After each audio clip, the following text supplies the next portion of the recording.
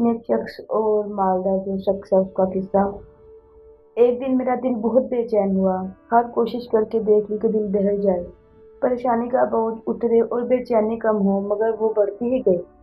بالآخر تنگ آ کر میں باہر نکل گیا اور بے مقصد ادھر ادھر گھومنے لگا۔ اسی دوران ایک مسجد کے پاس سے میرا گزر ہوا تو دیکھا کہ دروازہ کھلا ہوا ہے۔ فجر نمازوں میں سے کسی کا وقت نہیں تھا۔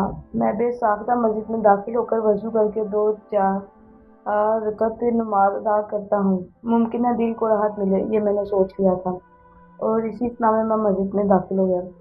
وضو کے بعد مسجد میں داخل ہوا تو ایک صاحب کو دیکھا۔ وہ خوب رو رو کے گر گرا کر دعا مانگ رہے تھے اور کافی بے قرار تھے۔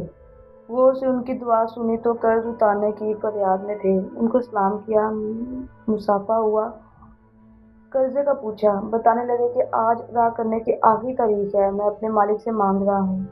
ان کا قرضہ چند ہزار روپے کا تھا، میں نے جیب سے نکال کر دے دیے۔